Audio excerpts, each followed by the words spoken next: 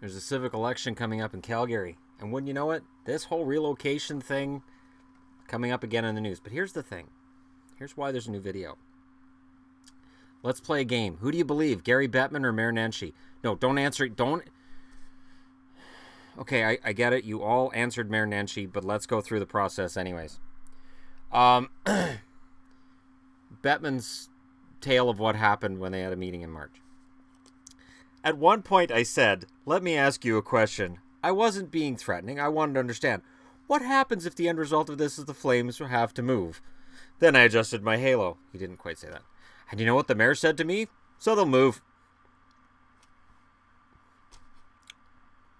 That's how Bettman described the exchange. Here's how Nenshi described it. It is fair to say he wasn't making any overt threats, but he certainly did say, you know, if you screw this up, the Flames are going to leave, and this is going to be miserable, and it'll destroy your city.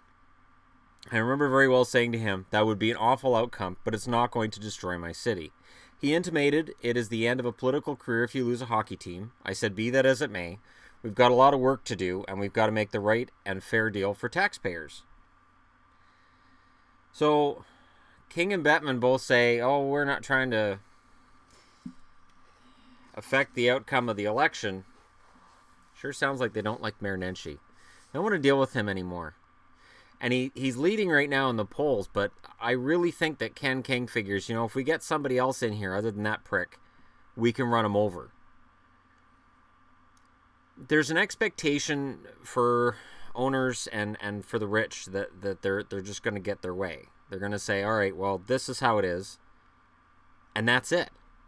And as soon as somebody says, well, no, if that person is perceived as having less money, less standing, or just how the hell does he have the right to say no, then they'll do whatever they have to destroy that person. Just they can say, you shouldn't mess with us. Bettman's always had this kind of a, I don't know, he's got this almost mafia way like manner of speaking sometimes. Well, you know, it'd be a shame if something happened to this fine city of yours. You know, I'd love to help you out. I'd love to get you a new arena, but you got to play ball with me. You know, geez, that's quite the downtown you got there. How much of that do you think's NHL related? Because, yeah, it'd be a shame if this was all slums, you know, in a few years. That'd be a crying bloody shame there. Yeah. You know, if the right person was just able to come to a deal and just make this work. There's a deal to be had here. It's more of a Bettman way of, I'm not threatening you, but it's like, I'm not hitting you. I'm not hitting you. I'm not like, except I picture Bettman doing that to himself as a child, because I just don't see him having a lot of friends or even having bullies care enough to bully him. It's so weird because, and I say Bettman speaks for the owners. So if Bettman's having this meeting with the mayor last March, that means Bettman's putting the heat on because one of the owners of Calgary, and whichever owner it might have been, and Ken King takes a lot of it, but I don't think it's just King. I think King's the public spokesman for the other Flames management team, much like Bettman is for owners in general. Somebody called Bettman in, said, we need this new arena. Can you come in and lean on the mayor for us? Yeah, I can do that. So yeah, no. Between the two accounts, I don't necessarily believe both, because either of them really, because Bettman's is more of a, I don't want you guys to lose a team, and the mayor's like, yeah, well, screw them, because I don't like red anyways. I wear orange at home. You don't. I do, Mr. Bettman. No, don't make me tell the people of Calgary that. I don't care what you tell the people of Calgary. You can't do this. This is so wrong. This is why I don't want to be commissioner. I always tell the wife. I pretend I have a wife. I don't really have one. Nobody loves me. I don't know. I don't understand anymore. Get out of my office. Or the other version, which is Bettman's whole Robert De Niro act of, yeah, it'd be a shame if something happened to this down years. But these things happen. You know, meanwhile, Pesci's behind him wearing knuckle dusters, getting ready to sock him one.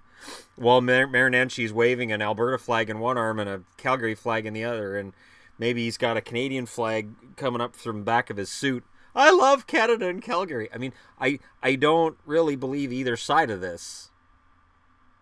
But if I have to lean either way, yeah, I'm going to agree with everybody at the start. They said they don't believe the Bettman side of this.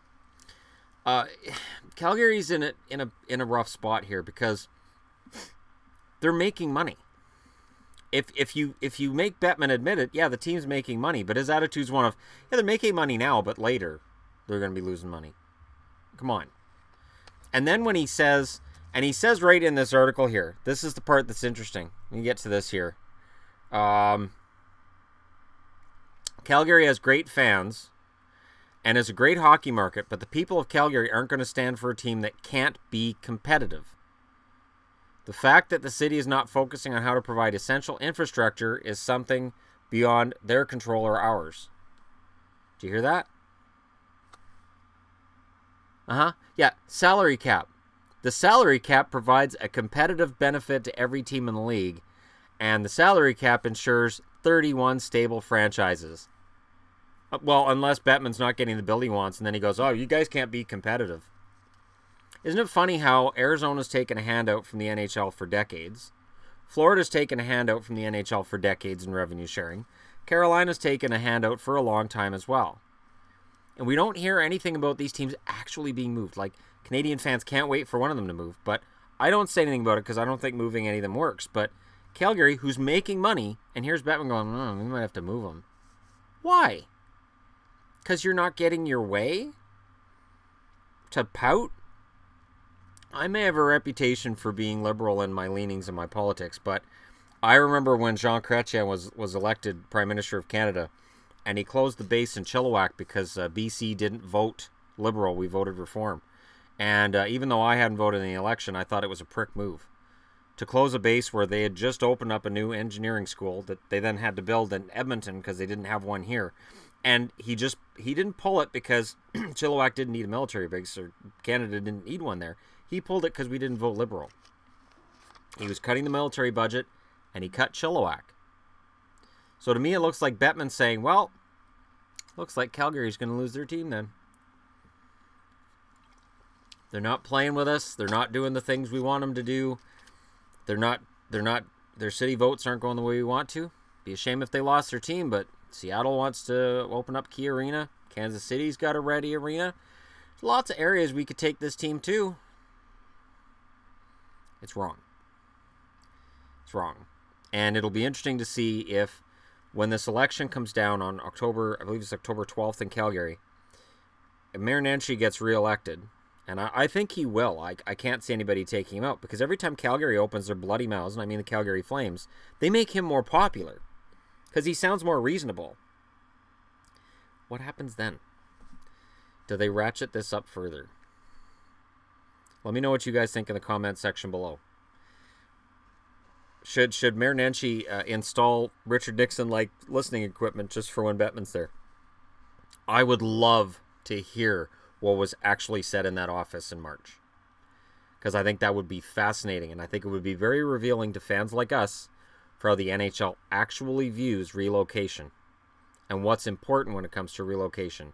And I think it is, do these people do what Bettman wants? And if they do, they have no worries of losing their team, because Bettman speaks for the owners. So the ownership group has a certain set of tasks to get done and rules to be followed. Bettman is the enforcer for that, for lack of a better term, because he's kind of a weasel.